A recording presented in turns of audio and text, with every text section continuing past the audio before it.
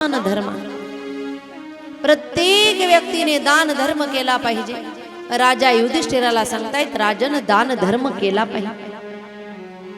दान धर्म केल्यानंतर काय होतं? भीष्माचार्य म्हणताय, दान धर्म केल्यानंतर व्यक्ती स्वतःच कल्याण करतो। ज्याला देतो त्याचं तर कल्याण होतच, पण जो देतोय त्याचंही कल्याण होतं। कारण जो देतोय त्याच्या खात्यामध्ये पुण्य लिहिलं जातं। म्हणून व्यक्तीने दान धर्म केला पाहिजे। किती दान केलं पाहिजे, त्याच्या आधी किती कमावलं पाहिजे हा विचार आपण करूया। किती कमावलं पाहिजे म्हणतात? भरपूर कमावलं पाहिजे। जेवढं जास्त कमावता येईल तेवढं कमावलं पाहिजे, पण नीतीच्या मार्गाने कमावलं पाहिजे। जोडोनिया धन उत्तम व्यवहारे, जोडोनिया धन उत्तम व्यवहारे, जोडोनिया धन उत्तम व्यवहारे, जोडोनिया धन उत्तम व्यवहारे, जोडोनिया उत्तम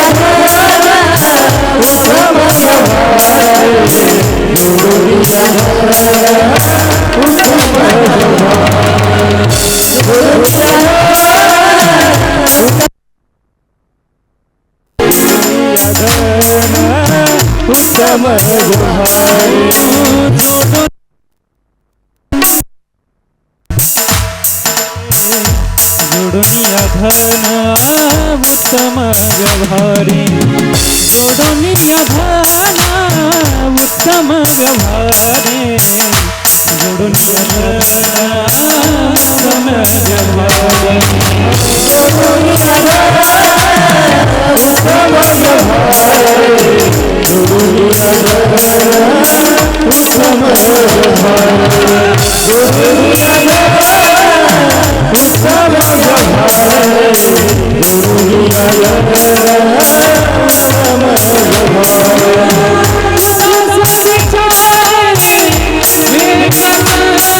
उत्तम व्यवहारे।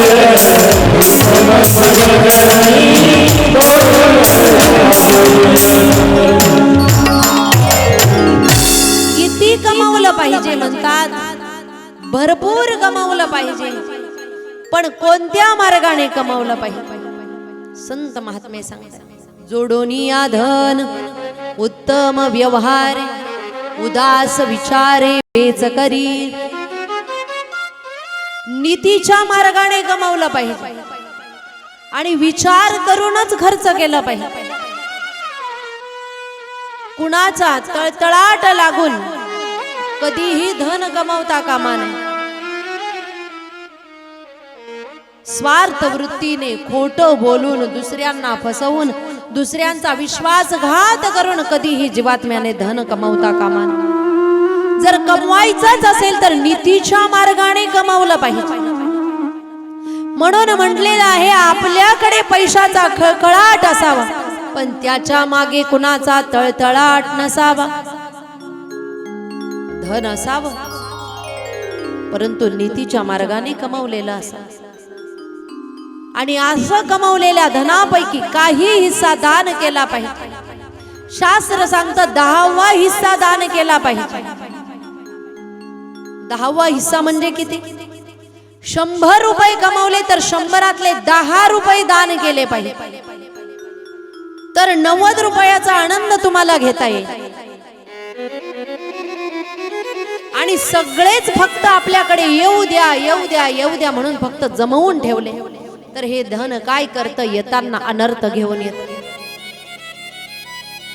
अनेक प्रकारचा अनर्थ घेऊन येत. आणि त्या अनर्थांचं दुःख आम्हाला भोगावं लागतं. कधी दवाखाना, कधी कोर्ट, कधी चोरी,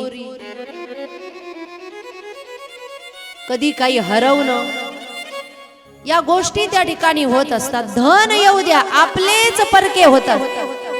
धनाच्या मागचा अनर्थ. काहीही करायची गरज पडत नाही. मग धनामुळे जे अनर्थ येत आहेत, हे अनर्थ दूर करायचे असतील तर काय केलं पाहिजे? दान केलं पाहिजे. दान जर केलं तर धनाची शुद्धी होत असते. म्हणून दान केलंच पाहिजे.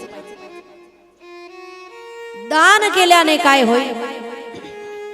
दान केल्याने आपण स्वतःवर दया करणार, स्वतःवर कृपा करणार. बऱ्याच जणांना धन कमावण्याची इच्छा आहे, पण दानाची इच्छा नसते. फक्त येऊ दे. नेहमी लक्षात ठेवा, धन ही लक्ष्मी आहे आणि लक्ष्मी चंचल आहे. चंचल असणारी लक्ष्मी कधीही स्थिर राहत नाही. ती येते आणि निघूनही जाते. कधीही टिकून राहत नाही, स्थिर राहत नाही. ती लक्ष्मी स्थिर राहण्यासाठी, टिकून राहण्यासाठी काय केलं पाहिजे? तर म्हणतात, लक्ष्मी टिकून राहण्यासाठी लक्ष्मीपतीचं भजन केलं पाहिजे. जर लक्ष्मीपतीचं भजन केलं, ती लक्ष्मी एकटी नाही, विष्णू सोबत जर आली तर स्थिर राहते, सुख देते. पण एकटी आली तर काय करते? लक्ष्मीचं वाहन आहे घुबड. म्हणतात, ती घुबडावर बसून येते. उल्लू पर बैठकर आती है और उल्लू बना के चली जाती है.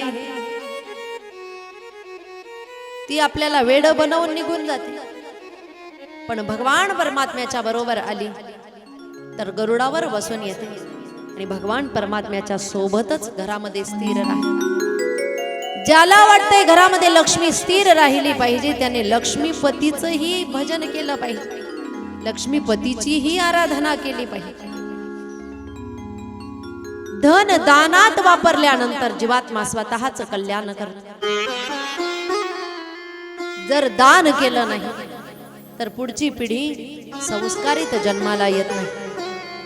बऱ्याचदा असं होतं की विकलांग पिढी जन्माला येते. म्हणून जर वाटत असेल आपल्या मागे दवाखाना लागू नये, कोर्ट कचेरीच्या भानगडी लागू नये, कोणी चोराने चोरी करू नये, आपल्या गळ्यातलं कुठे पडू नये, आपले पर्स कुठे राहू नये, आपल्या मागे धनाचे अनर्थ जे आहे ते होऊ नये, लागू नये, तर दान केल्याने धनाची शुद्धी होते. म्हणून म्हटलेलं, तन पवित्र सेवा की धन पवित्र करे दान, मन पवित्र हरि भजन सो होत त्रिविध कल्याण. तन पवित्र सेवा की, या शरीराला जर पवित्र करायचं असेल तर सेवेने शरीर पवित्र होतं. धन पवित्र करे दान, धन पवित्र होतं दानाने. मन पवित्र होतं भगवान परमात्म्याच्या भजनाने. होत त्रिविध कल्याण, सर्व बाजूंनी जीवात्म्याचं कल्याण होतं.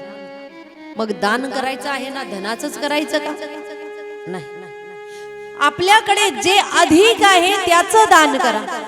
जरुरी नाही धनाचंच दान केलं पाहिजे. अन्न भरपूर आहे, अन्नदान करा. सर्वश्रेष्ठ दान म्हटलेलं आहे अन्नदान. आपल्याकडे धान्य भरपूर आहे, धान्याचं दान करा. आपल्याकडे ज्ञान भरपूर आहे, ज्ञानदान करा. आपल्याकडे गायी आहेत, गौदान करा. आपल्याजवळ वस्त्र आहे, वस्त्रदान करा. एखाद्याच्या पायामध्ये कुणी तुम्ही कधी चप्पल बघितलेली नाही, त्याला चपलीचं पादत्राण दान म्हटलं जातं. ज्याच्यावर छत्र नाही, छत्रदान करा. नेहमी फाटलेले वस्त्र घातलेले असतात, दुसरे वस्त्र ज्या व्यक्तीकडे नाही अशा व्यक्तीला वस्त्र दान करा, आहे त्याचं दान करा. याला सत्पात्री दान म्हणतात.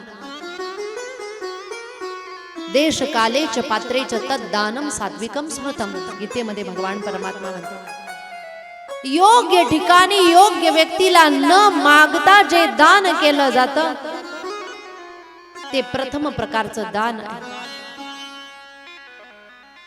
कुणाला घरी बोलवून जे दान केलं जातं ते कनिष्ठ प्रकारचं दान आहे. न मागता दान करणार उत्तम दान, घरी बोलवून मग देणार कनिष्ठ दान, मध्यम दान, आणि कुणी मागितल्यानंतर दान करणार मग तिसरं कनिष्ठ दान. उत्तम, मध्यम आणि कनिष्ठ 3 प्रकारचे दान सांगितलेले आहे ते दान करा. शक्ती भरपूर असेल रक्तदान करा, जे आहे त्याचं दान करायचं. कलियुगामध्ये एक नवीन दान आहे, मतदान. तेही केलं पाहिजे. असा विचार करायचा नाही की मी जर गेलो नाही किंवा गेले नाही तर काय फरक पडेल. 5-10 मतावरून जो व्यक्ती पडतोय त्याला कळतंय की एका मताची किंमत काय आहे. म्हणून मतदानाला सुद्धा गेलंच पाहिजे. 50% मतदान होत असेल, 40% मतदान होत असेल, देशाची परिस्थिती फार वाईट समजली जाईल. जेव्हा 100% मतदान होईल तेव्हा खऱ्या अर्थाने निवडून आलेला व्यक्ती खरा कोण आहे लोकांच्या मनातला ते लक्षात येईल. पण ज्या गोष्टीवर आपला पूर्ण अधिकार आहे आपण तीच गोष्ट मतदान ते करत नाही. मतदानाचा हक्क सगळ्यांनी गाजवला पाहिजे. सर्वजण मतदानाला गेले पाहिजे. पण मतदान सुट्टीचा दिवस म्हटल्यानंतर बरेच जण सुट्टी टाकून गावाकडे निघून जात आहे. का आज सुट्टी आहे? खरं बघितलं तर जे मतदान करत नाही शासनाने त्यांच्यासाठी दंड ठेवला पाहिजे. काहीतरी दंड ठेवला पाहिजे. त्याशिवाय लोक मतदान करण्यासाठी पुढे येणार नाही. मतदान सुद्धा केलं पाहिजे, पण त्याला दान म्हणतात. आणि हे दान कसं केलं पाहिजे? टेबला खालून घेऊन नाही. दान दानाच्या बदल्यात काहीही घेत नाही त्याला दान म्हणतात. हे सुद्धा दान झालं पाहिजे, काही न घेता. आणि कुणाला केलं पाहिजे दान? हे मतदानही त्याला केलं पाहिजे जो व्यक्ती आपल्या देशाचं, आपल्या राष्ट्राचं कल्याण करेल, जो आपल्या गावाचं कल्याण करेल, आपल्या तालुक्याचं, आपल्या जिल्ह्याचं कल्याण करेल. त्या व्यक्तीला ते मतदान केलं पाहिजे. जात बघून किती वाटले जात आहेत हे बघून हे मतदान कधीही केलं जाऊ नये. योग्य व्यक्तीला मतदान केलं पाहिजे. दानाचं महात्म्य भीष्माचार्यांनी सांगितलं. दान केलं पाहिजे, परंतु दानाच्या बदल्यात माझं नाव निघावं हा भाव कधीही असता कामा नये. म्हणून एका ठिकाणी एका महात्म्याने सुंदर वर्णन केलंय. म्हणतात, दान करो लेकिन छपाकर नहीं छिपाकर करो. छपाकर नाही, छिपाकर करो. जर आपण दानाच्या बदल्यात